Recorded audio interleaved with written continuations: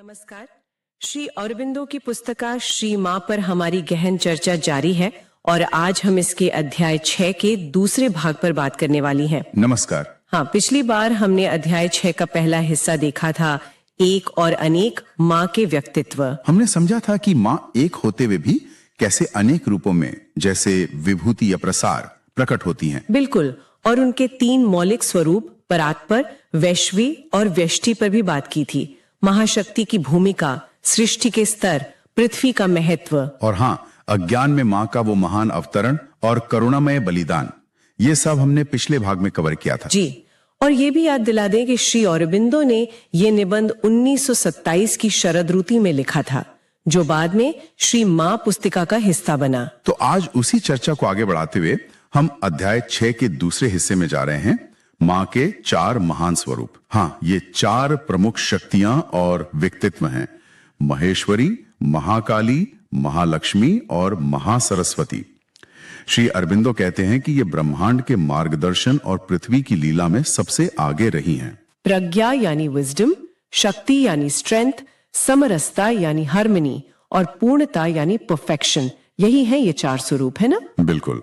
श्री अरबिंदो के ही शब्दों में 4 great aspects of the mother, 4 of her leading powers and personalities have stood in front. और ये सिर्फ अमूर्त शक्तियां नहीं है, जैसा आपने पिछली बार भी इशारा किया था। नहीं, बिल्कुल नहीं। श्री अरबिंदो साफ कहते हैं कि माँ इन्हें अपनी विभूतियों में मानवीय रूप में लाती हैं, और जो अपनी प्रकृति को उनके प्रभाव के लिए खोलते हैं, उनमें ये दिव्य स्तर पर स्थापित हो सकती हैं। तो चलिए शुरुआत करते हैं महेश्वरी से। महेश्वरी, श्री अरबिंदो उन्हें कहते हैं पर्सनालिटी ऑफ काम, वाइडनेस एंड कॉम्प्रिहेंडिंग विजडम, यानी शांत विस्तार और सबको समझने वाली प्रज्ञा का व्यक्तित्व। इसमें अविचल सौम्यता, अक्षय करुणा और एक संप्रभु महानता भी है। सुनने में ही कितना भव्य लगता है ही वो। उनका कार्यक्षेत्र हमारे सोचने वाले मन और इच्छा शक्ति के भी ऊपर है, एक विशाल विस्तार में। अच्छा। हाँ, वो हमें अति मानसिक अनंताओं और ब्रह्मांडीय विशालताओं के लिए खोलती हैं। परम प्रकाश, ज्ञान के भंडार, माँ की शाश्वत शक्तियों की असीम गति, इन सब की ओर। उनकी प्रकृति शांत, अद्भुत, महान, हमेशा स्थिर। तो मतलब उन्हें कोई स्थिति डिगा नहीं सकती? श्री अरविंदो के अनुसार नहीं, क्योंकि उनमें समस्त प्रज्ञा है, कुछ भी उनसे छिपा नहीं है जिसे वो जानना चाहें। वो सब प्राणियों और उनकी प्रकृति को समझती हैं, और इसी समझ के आधार पर वो काम करती हैं। हाँ, हर प्राणी के साथ उसकी प्रकृति के अनुसार और घटनाओं के साथ उनमें निहित सत्य के अनुसार परम सत्ता की आज्ञाओं का पालन करती हैं। किसी को उठाना, किसी को गिराना, ज्ञानियों को और ज्ञान देना, और विरोधियों को उनके कर्मों का फल। बिल्कुल। अज्ञानियों का उनके अंधेपन के अनुसार मार्गदर्शन करना, हर मनुष्य में उसकी प्रकृति के अलग अलग तत्वों का जवाब देना। लेकिन इस न्याय और प्रज्ञा के साथ साथ उनमें करुणा भी अपार है। श्री अरविंदो कहते हैं, Yet has she more than any other the heart of the universal mother, for her compassion is endless and inexhaustible. ये बहुत महत्वपूर्ण बात है। यहां तक कि असुर, राक्षस, पिशाच, वो भी उनकी नजर में उन्हीं के बच्चे हैं, उसी एक के अंश। उनकी करुणा असीम है, पर वो प्रज्ञा को अनदेखा नहीं करती। सत्य ही उनकी मुख्य चिंता है। सही कहा। उनका इनकार भी बस एक स्थगन है, और उनकी सजा भी कृपा ही है। उनका लक्ष्य तो आत्मा और प्रकृति को दिव्य सत्य के अनुरूप ढालना है। श्री मां ने 18 अगस्त 1954 को श्री अरविंदो के वाक्य lays down the large lines of the world forces का अर्थ समझाया था। हाँ, उन्होंने कहा था कि महेश्वरी दुनिया की, कह सकते हैं, भव्य योजना बनाती हैं, पूरी तस्वीर देखती हैं, छोटी छोटी बातों से ज्यादा बड़ी योजना पर ध्यान देती हैं। और 7 मई 1951 की टिप्पणी में उन्होंने ये भी स्पष्ट किया था कि Maheshwari wideness above the thinking mind and will say काम करती हैं। ये सामान्य इच्छा शक्ति से ऊपर की बात है। बिल्कुल, ज्ञान और विशालता के स्तर से समग्र योजना को ध्यान में रखते हुए। तो ये थी महेश्वरी, शांत, ज्ञानमयी, विशाल। अब आते हैं महाकाली पर, जो बिल्कुल विपरीत लगती हैं। एकदम। श्री अरबिंदो कहते हैं, not wideness but height, not wisdom but force and strength are her peculiar power. विस्तार नहीं, ऊंचाई, प्रज्ञा नहीं, बल और शक्ति।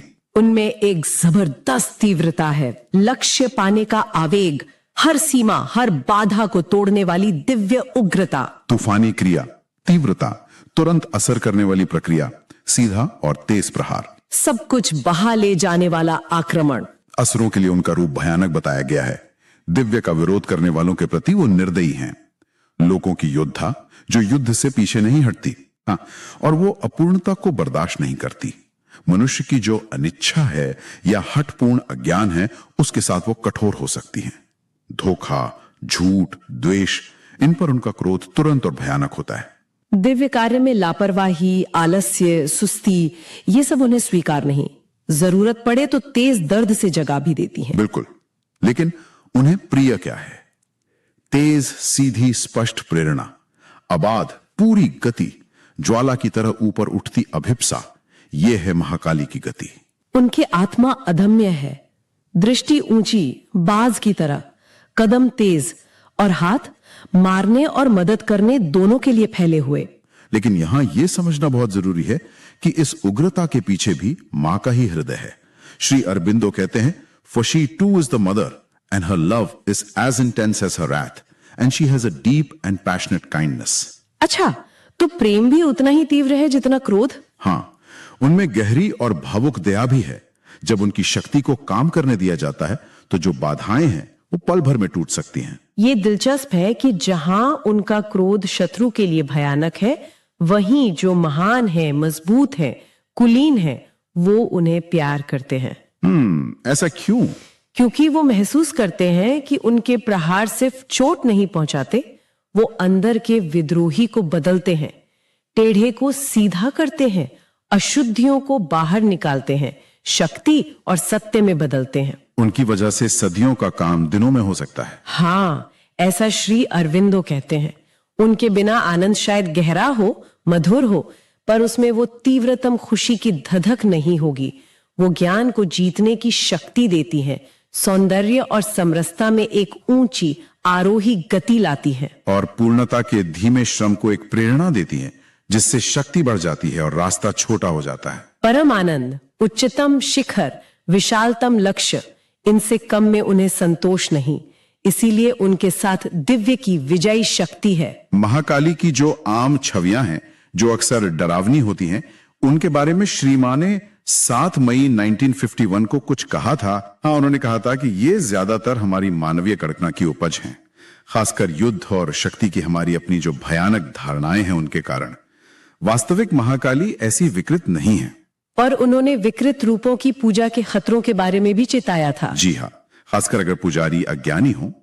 उन्होंने पार्थिव काली या टेरेस्ट्रियल काली का भी जिक्र किया था, जो उच्च महाकाली के अधीन है, पर पृथ्वी के वातावरण के अनुकूल ढली हुई है। उसे शायद हिंसा पसंद हो, पर वो भक्तों के प्रति द्वेषपूर्ण नहीं है। और ये भी महत्वपूर्ण है कि केंद्रीय महाशक्ति अगर समय सही ना हो, तो महाकाली के हस्तक्षेप को नियंत्रित कर सकती है।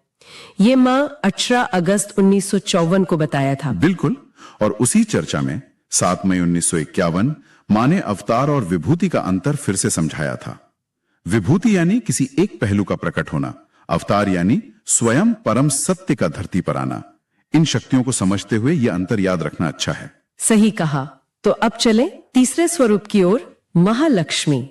महालक्ष्मी, श्री अरविंदो उनके बारे में लिखते हैं, a subtler mystery of her nature, the miracle of eternal beauty, an unseizable secret of divine harmonies, a compelling magic.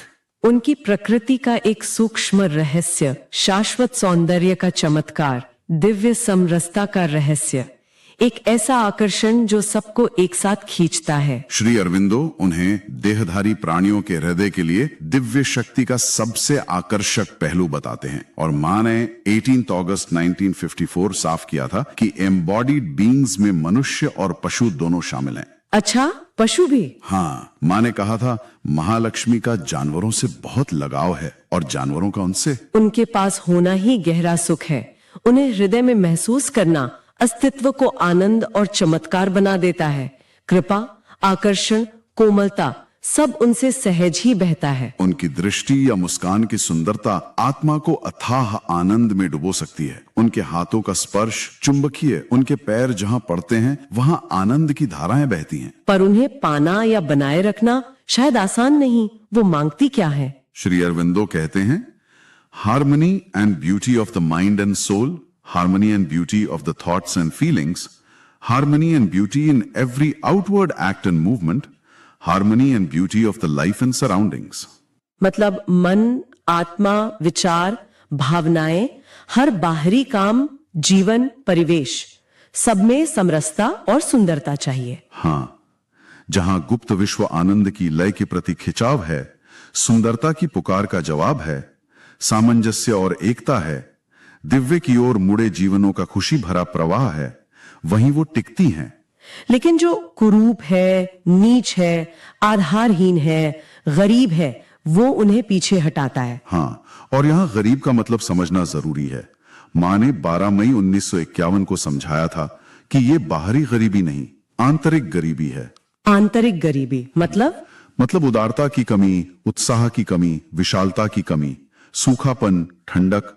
एक अमीर आदमी भी अंदर से बहुत गरीब हो सकता है अगर उसमें ये गुण ना हो, और एक गरीब दिखने वाला व्यक्ति अपने उदार दिल के कारण बहुत अमीर हो सकता है। तो जहां प्रेम और सौंदर्य नहीं है या विकृत है, वहां वो नहीं आती या जल्दी चली जाती है। स्वार्थ, घृणा, ईर्ष्या, द्वेष, कलह, लालच, कृतज्ञता, वासना की स्थूलता, इन सबसे भरे दिलों में वो नहीं ठहर सकती। श्री अरविंदो लिखते हैं, a divine disgust CJ upon her and she withdraws. ये दिव्य घृणा, डिवाइन डिस्गस्ट क्या चीज है? मां ने 18 अगस्त 1954 को इसे बहुत खूबसूरती से समझाया था। यह हमारी मानवीय घृणा नहीं है, ये करुणा से भरी है। ये बुरी स्पंदनों को खुद में सोख लेती है ताकि उन्हें बदल सके। जैसे शिव ने विष पी लिया था। हाँ, कुछ वैसा ही। दूसरों को ठीक करने के लिए परिणाम खुद पर लेना। और मां ने यह भी जोड़ा कि जब दिव्य इस तरह दुख उठाता है तो उसका असर हम पर होने वाले असर जैसा नहीं होता। ज्ञान की स्थिति के कारण यह निष्क्रिय सहन करना नहीं, बल्कि उसे बदलने की शक्ति के साथ ग्रहण करना है। महालक्ष्मी को तपस्वी नग्नता, कठोरता, भावनाओं का दमन, जीवन के सौंदर्य को कुचलना, ये सब पसंद नहीं। बिल्कुल नहीं, क्योंकि वो प्रेम और सौंदर्य के जरिए ही हम पर दिव्यता का प्रभाव डालती हैं। वो जीवन को कला का एक नमूना और अस्तित्व को आनंद की कविता बना देती हैं। मां ने 12 मई 1951 को इस पर भी जोर दिया था कि where love and beauty are not, she does not come।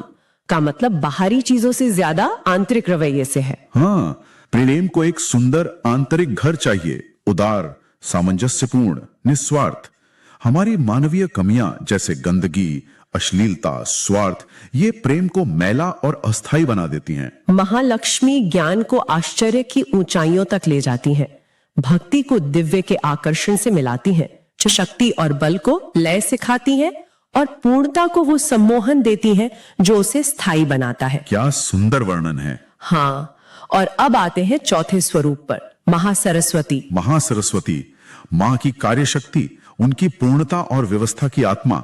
Shri Aurobindo कहते हैं, the mother's power of work and her spirit of perfection and order. चारों में सबसे छोटी पर काम करने में सबसे कुशल और भौतिक प्रकृति के सबसे करीब। उनका क्षेत्र है विज्ञान, शिल्प, तकनीक, संगठन, निष्पादन का विवरण, अंगों का सही संबंध, शक्तियों का प्रभावी संयोजन और परिणाम की अचूक सटीकता। वो हमें क्या देती हैं? अंतरंग और सटीक ज्ञान, सूक्ष्मता और धैर्य, सहज ज्ञान युक्त मन की सटीकता, सचेत हाथ यानी कॉन्शियस हैंड, और पूर्ण कार्यकर्ता की पारखी नजर। सचेत हाथ, इसका क्या मतलब हुआ? श्री मां ने इसे 12 मई 1951 को समझाया था। मतलब अपने हाथ की कोशिकाओं में चेतना डालना, जैसे कोई वाद्य यंत्र बजा रहा हो या कुछ बना रहा हो। अगर हाथ में चेतना नहीं है तो काम उत्तम नहीं होगा। अभ्यास से हाथ इतना सचेत हो जाता है कि वो लगभग अपने आप से ही काम करने लगता है। अच्छा, तो महासरस्वती वो कुशल निर्माता, आयोजक, प्रशासक, तकनीशियन, कारीगर है। हाँ, और जब वो प्रकृति को बदलने का काम करती हैं तो उनका काम बहुत बारीकी वाला होता है, श्रम साध्य, सूक्ष्म, कभी कभी धीमा लग सकता है, लेकिन वो लगातार, संपूर्ण और दोष रहित होता है। उनकी इच्छा शक्ति सावधान, जागृत, अथक है।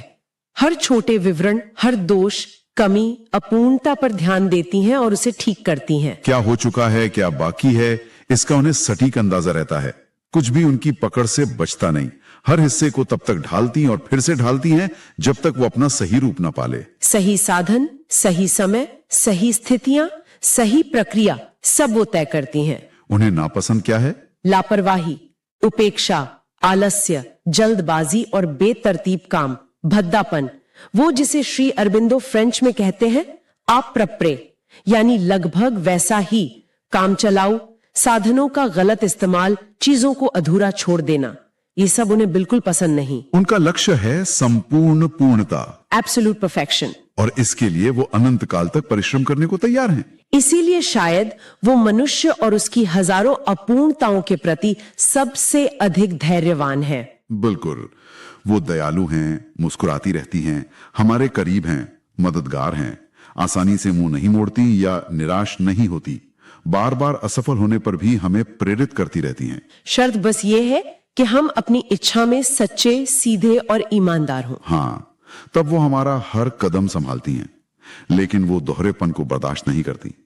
नाटक, दिखावा, आत्मधोखा, ढोंग, इन पर उनकी जो प्रकट विडंबना है वो निर्दयी हो सकती है। वो हमारी जरूरत में माँ है, कठिनाइयों में मित्र, शांत और स्थिर सलाहकार और गुरु। अपनी उज्जवल मुस्कान से वो उदासी, चिड़चिड़ापन, अवसाद, इन सब के बादल हटा देती हैं।